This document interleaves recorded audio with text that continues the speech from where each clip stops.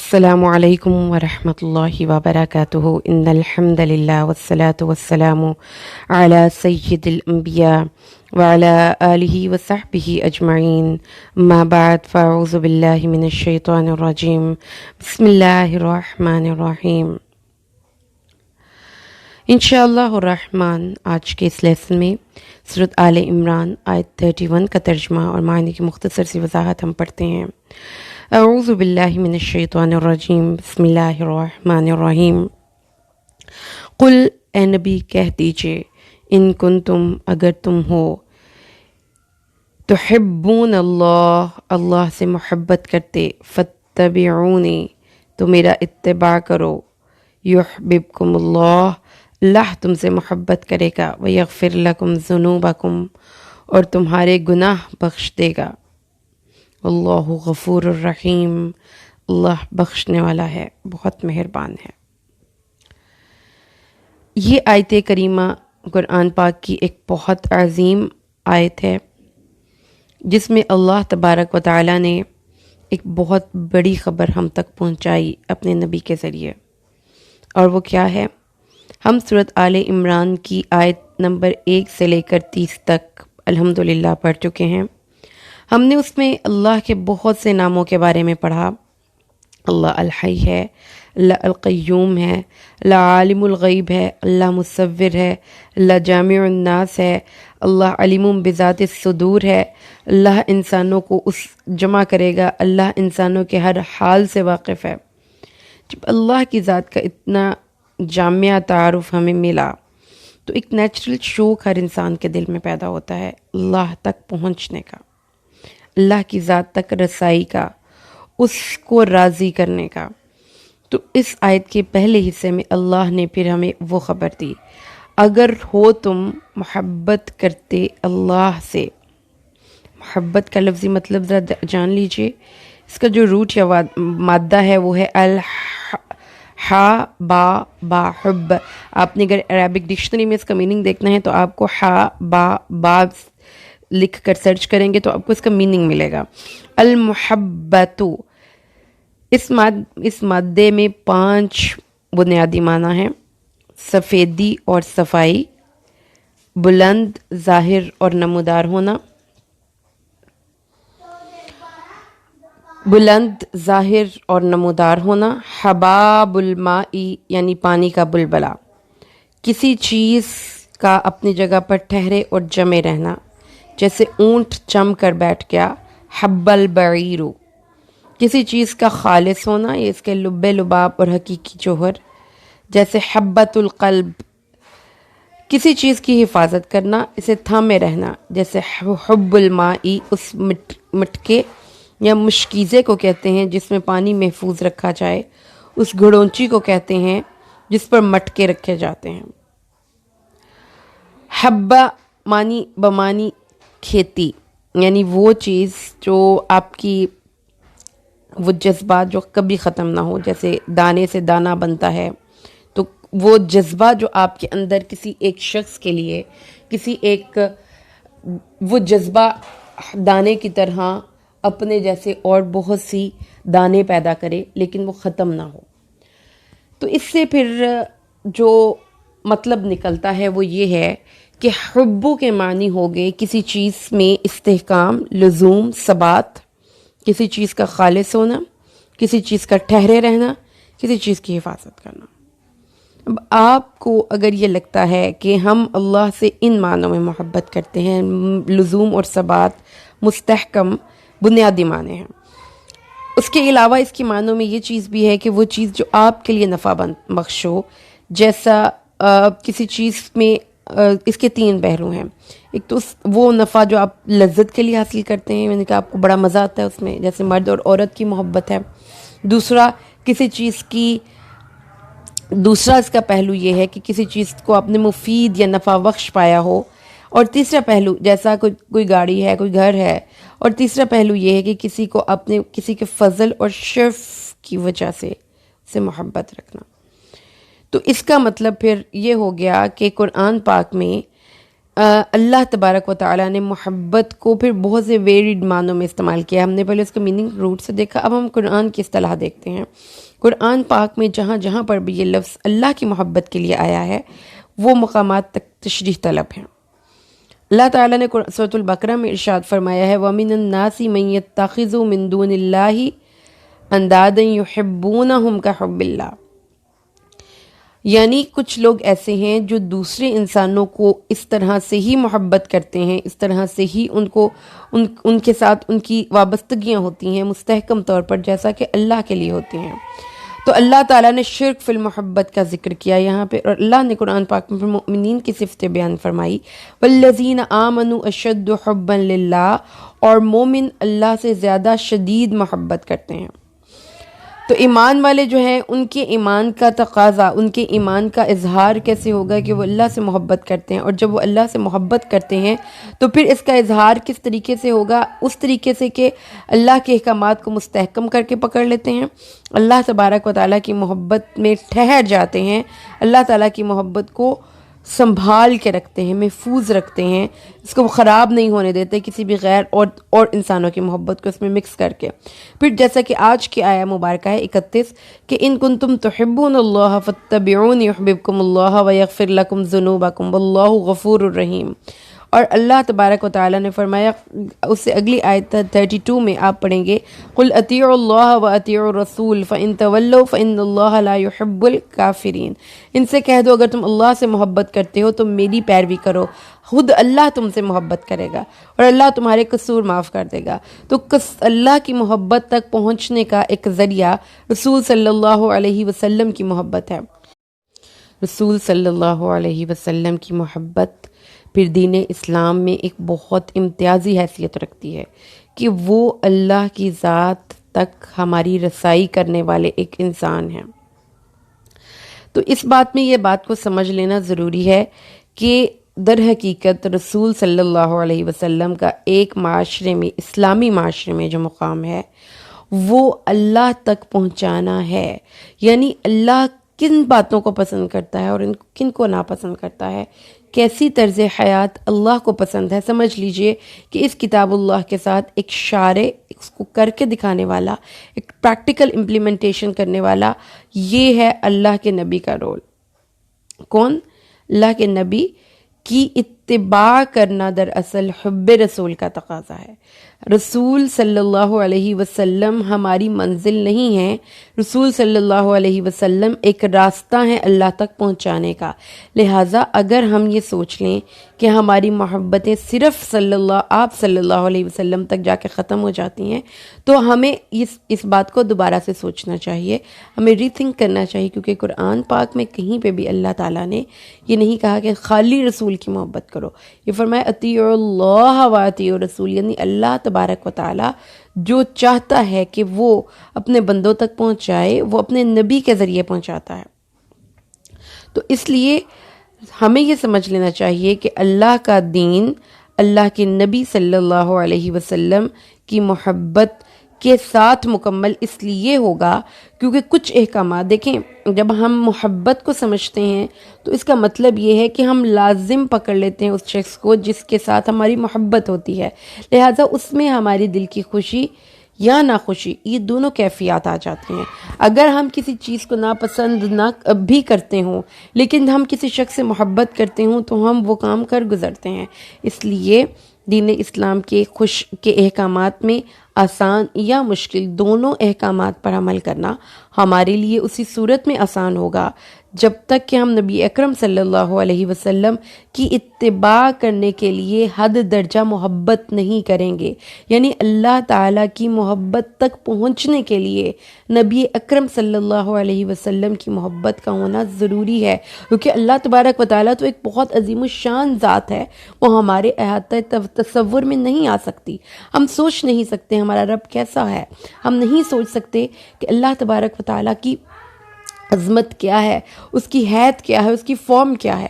لہٰذا اللہ نے ہم پر احسان کیا کہ اپنے اس عظیم الشان ایک تصور کو اپنے ایک بندے کے ذریعے ہم تک پہنچایا. اس بندے کو اللہ تعالیٰ نے اپنی ذات کی تمام باتوں کے بارے میں ادراک دیا. جتنا اللہ نے چاہا اللہ نے اپنے اس بندے کو آسمانوں پہ بلایا. اللہ نے اس کو جنت دکھائی اپنی آنکھوں سے. اللہ نے اپنے اس بندے کو دوزخ دکھائی. پھر اس بندے کو اللہ تبارک و تعالیٰ نے اپنا ایسا قرب نصیب کیا کہ جیسا ہم نے انشاءاللہ ہم پڑھیں گے جب ہم معراج کا واقعہ پڑھیں گے کہ سدرۃ المنتہا مخلوقات کی انتہا ہے. مطلب جو فرشتوں کا سردار فرشتہ ہے وہ بھی اس مقام سے آگے نہیں جا سکتا. جب سدرہ اس بیری کا نام ہے جو کہ 7ویں آسمان پہ ہے، اس سدرہ کے بعد آگے جانے کی کسی کو اجازت نہیں. حضرت جبرائیل امین نے جب آپ صلی اللہ علیہ وسلم کو معراج کے سفر پہ گائیڈ کیا تو آپ نے اس مقام پہ آ کر رک گئے حضرت جبرائیل امین اور کہنے لگے کہ بس اے نبی اس سے آگے کا سفر آپ کو خود اکیلے طے کرنا پڑے گا، کیونکہ اس سے آگے اگر میں جبرائیل امین جو فرشتوں کا سردار ہوں بھی جاؤں تو بھی میرے پر جل جائیں گے. بلوایا ہے محبوب کو خالق نے وہاں پر، جل جاتے ہیں جبریل امی کے بھی جہاں پر. اس سے آگے آپ کو بلایا، آپ کے ساتھ محو کلام ہوا میرا اور آپ کا رب. پھر اللہ تبارک و تعالیٰ نے آپ صلی اللہ علیہ وسلم کوئی اس مقام اور شان کا حامل قرار دیا کہ جس شخص نے اب اللہ تک پہنچنا ہے قیامت کے دن تک، اب سند کیا ہے، وہ نبی اکرم صلی اللہ علیہ وسلم کے راستے کے ذریعے اللہ تک پہنچے گا. بات یہاں تک سمجھ میں آ گئی. رسول صلی اللہ علیہ وسلم اللہ تبارک و تعالیٰ تک پہنچانے کا ایک ذریعہ ہے. وہ حب ہے، اللہ ان کے محبوب ہیں، یعنی وہ محبت جو اللہ کی اپنے اس محبوب سے کبھی ختم نہیں ہوگی، جیسا ایک دانہ کبھی ختم نہیں ہوتا. اس میں برکت ہے، اس میں کنٹینیوٹی ہے، اس میں اثبات ہے، اس میں استحکام ہے، اس میں مستقل اللہ کا اپنے بندے پر رحمتوں کا نزول ہے. جب اتنی کو بات ہمیں سمجھ میں آ گئی تو پھر ہمیں اپنے کانسیپٹس کو سمجھنا ہے. رسول صلی اللہ علیہ وسلم کیا ہیں؟ اللہ تبارک و تعالیٰ تک پہنچانے کا ایک ذریعہ. لیکن ہمارا مقصد، ہمارا گول، ہماری منزل، ہماری ڈیسٹینیشن اللہ ہی ہے. رسول صلی اللہ علیہ وسلم کا مقام معاشرے میں کیا ہے؟ اللہ نے فرمایا کہ جو شخص اللہ اور روز محشر کا یقین رکھتا ہے ان کے لیے رسول صلی اللہ علیہ وسلم کی زندگی میں ایک نمونہ ہے. ٹھیک ہے، تو یاد رکھیے کہ پھر نبی اکرم صلی اللہ تعالی علیہ وسلم کا اتباع کرنا دراصل قرآن کا مصداق ہے. آپ صلی اللہ علیہ وسلم کی محبت کیا ہے؟ آپ کی اطاعت. آپ صلی اللہ علیہ وسلم کی محبت کیا ہے؟ آپ کا اتباع. آپ صلی اللہ علیہ وسلم سے محبت کیا ہے؟ ان احکامات پہ عمل کرنا جو آپ لے کر دنیا میں آئے. اس کے علاوہ محبت کا کوئی بھی دعویٰ اللہ کی نظر میں صداقت نہیں رکھتا. رسول صلی اللہ علیہ وسلم کا مقام اسلامی معاشرے میں کیا ہے؟ آپ صلی اللہ علیہ وسلم ہمیں اللہ سے ملاتے ہیں. لہٰذا اس آیہ مبارکہ کو بھی اگر آپ دھیان سے پڑھیں تو یہ آیت اللہ سے شروع ہوتی ہے اور اللہ پر ختم ہوتی ہے کہ اللہ سے محبت کرتے ہو تو ایک درمیان میں راستہ کون ہے؟ نبی. پھر اللہ تم سے محبت کرے گا. تو جو اس راستے پر چلنا چاہتا ہے یعنی اللہ کی محبت کے راستے پر، اس شخص کو یاد رکھنا چاہیے کہ پھر اس کے لیے دوسرا کوئی آپشن نہیں کہ وہ اللہ کے نبی کے راستے کے علاوہ کسی راستے پر چلے. تو اس لیے ضروری ہے معزز لسنرز کہ ہم اپنے پیارے نبی کریم صلی اللہ علیہ وسلم کی زندگی کے بارے میں جانیں. آپ کے بارے میں جاننا یہ ہر انسان کی زندگی پہ فرض ہے، کوئی آپشن نہیں ہے. مثلا اگر آپ دنیا میں ہم عظیم انسانوں کی ہسٹریاں پڑھتے ہیں اور ہم ان کی بایوگرافیز پڑھتے ہیں، ہم اس لیے پڑھتے ہیں کیونکہ ہم ان جیسا بننا چاہتے ہیں. ہمارے نبی اکرم صلی اللہ علیہ وسلم ہر انسان کے لیے نمونہ نہیں ہے، وہ ان انسانوں کے لیے نمونہ ہے جن کا گول اللہ ہے، جو اللہ کو حاصل کرنا چاہتے ہیں. جیسا کہ قرآن پاک میں اللہ تبارک و تعالیٰ ارشاد فرماتا ہے لَقَدْ كَانَ لَكُمْ فِي رَسُولِ اللَّهِ أُسْوَةٌ حَسَنَةٌ لِمَنْ كَانَ يَرْجُو اللَّهَ وَالْيَوْمَ الْآخِرَ. جو اللہ کے لیے اپنی زندگی گزارنا چاہتا ہے، جو روز محشر میں رسوا اور ذلیل نہیں ہونا چاہتا، پھر وہ اللہ کے نبی کا دامن رحمت تھامے. اب اس بات تک ہم سب لوگوں کو سمجھ میں آگے، اس سے اگلا پوائنٹ جو اب میں نے اسٹیبلش کرنا ہے اللہ کے حکم سے، وہ یہ ہے کہ ہمارے معاشرے میں نبی اکرم صلی اللہ علیہ وسلم کے مقام کے بارے میں بہت سا غلو پایا جاتا ہے، یعنی بہت سا غلو اس طریقے سے کہ اگر آپ بہت سی ایسی نعتیہ اشعار جو کہ آپ صلی اللہ علیہ وسلم کی حمد کے لیے بیان کیے جاتے ہیں، اس میں آپ صلی اللہ علیہ وسلم کا مقام انسان سے نکال کر وہ آپ کو خدائی صفات کا حامل قرار دیتے ہیں۔ اور یہ صرف کچھ نعتیہ اشعار نہیں، یہ بہت سے لوگوں کا ایک عقیدہ بھی ہے کہ آپ صلی اللہ علیہ وسلم دعائیں سننے پر قادر ہیں، ٹھیک ہے، آپ صلی اللہ علیہ وسلم کی قبر مبارک، آپ اپنی قبر مبارک میں آنے والوں کا سلام اپنے کانوں سے سنتے ہیں، یا آپ صلی اللہ علیہ وسلم حاضر اور ناظر ہیں، آپ صلی اللہ علیہ وسلم کے مدینہ کے شہر میں جو بھی جاتا ہے آپ کو پتہ چل جاتا ہے۔ ان باتوں کو دوبارہ سے ایک نظر دیکھنا ضروری اس لیے ہے کہ اللہ تبارک و تعالیٰ نے اپنی کتاب میں آپ کو ایسی کسی صفت کا حامل قرار نہیں دیا۔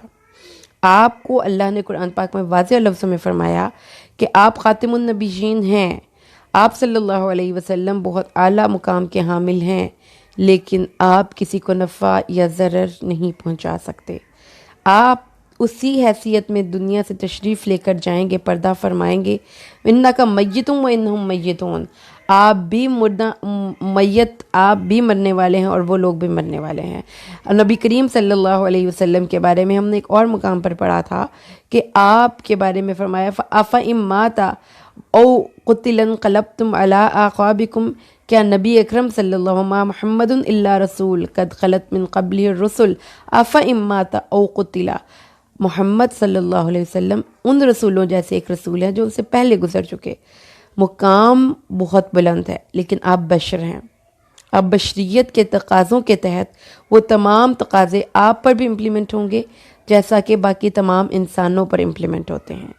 اس عقیدے کو آپ قرآن سے سمجھیں، کسی مولوی صاحب سے نہ سمجھیں، کسی کتاب دوسری سے نہ سمجھیں، کتاب اللہ سے اس کو سمجھیں، تو آپ کو سمجھ میں آئے گی کہ آپ صلی اللہ علیہ وسلم کا صحیح مقام یہی ہے کہ آپ انسانوں کو جو ظلمات میں بھٹک رہے تھے، آپ ان کو اللہ سے ملانے والے ہیں۔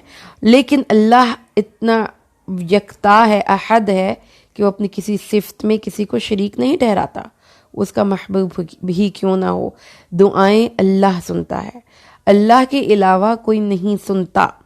اچھا، اب ایک اور مقام جو اکثر میں نے ڈسکشن میں for the sake of discussion میں آپ سے میں بات کر رہی ہوں کہ جب ہم کبھی کسی ایسے عقیدہ رکھنے والے شخص سے بات کرتے ہیں تو ان کو یہ باتیں اچھی نہیں لگتی، وہ کہتے ہیں کہ آپ نبی اکرم صلی اللہ علیہ وسلم کی شان کم کر رہے ہیں، آپ گستاخی رسول کے نعوذ باللہ مرتکب ہو رہے ہیں، آپ کا مقام بہت اعلیٰ ہے، بہت بلند ہے، اس لیے ایسی باتیں نہ کریں۔ تو معزز لسنرز، بات صرف اتنی سی ہے کہ قرآن سے آگے کہیں پہ ہدایت نہیں۔ جب نبی اکرم کا مقام ہم قرآن سے نہیں سمجھیں گے تو پھر ہم گمراہی کا شکار ہوں گے۔ آپ کی محبت کا جو سب سے پہلا تقاضا وہ یہی ہے کہ آپ کی اتباع کی جائے، آپ کے پیچھے پیچھے چلا جائے۔ جب ہم یہ کر گزریں گے اپنی استطاعت کے مطابق تو پھر ہمیں اللہ ملے گا، پھر اللہ کی محبت ملے گی، پھر ہماری زندگی میں برکات آئیں گی، پھر ہمیں اللہ تبارک و تعالیٰ اپنا محبوب بنائے گا۔ جبکہ ہم دراصل اس بات کو، اس کانسیپٹ کو سمجھیے، رسول ہماری منزل نہیں، ہماری منزل کون ہے؟ ان کنتم تحبون اللہ، ہماری محبت، ہماری منزل اللہ کی ذات ہے۔ جب ہم اللہ سے محبت کریں گے تو اس تک پہنچنے کا ذریعہ رسول ہے۔ آپ صلی اللہ علیہ وسلم اللہ تک پہنچنے کا وسیلہ ہیں۔ کیسے؟ دعائیں قبول کروانے کا وسیلہ نہیں ہے، ہماری حاجات پورا کروانے کا وسیلہ نہیں ہے، ہمیں اللہ کی رضا کے حصول کا وسیلہ ہے۔ لہٰذا جو اللہ نے چاہا کہ وہ کیسا انسان ہو جس کو کہ وہ پسند کرتا ہے، تو اس نے ایک نمونہ ہمارے سامنے رکھ دیا، اس ایسا انسان بن جاؤ میں تمہیں بھی پسند کرنے لگ جاؤں گا۔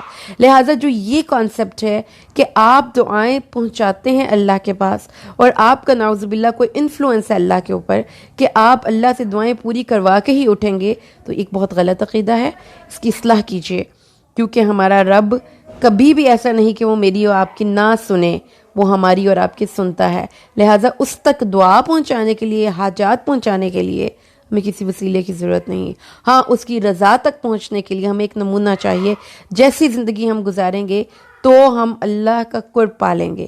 اسی لیسن کو انشاءاللہ ہم اگلی آیا مبارکہ تک لے کر چلیں گے تاکہ ہمارے عقائد کی اصلاح ہو، اللہ کے بارے میں ہمارا عقیدہ درست ہو، اس کے نبی کے بارے میں ہمارا عقیدہ درست ہو، کیونکہ ہم اسی لیے قرآن پڑھ رہے ہیں.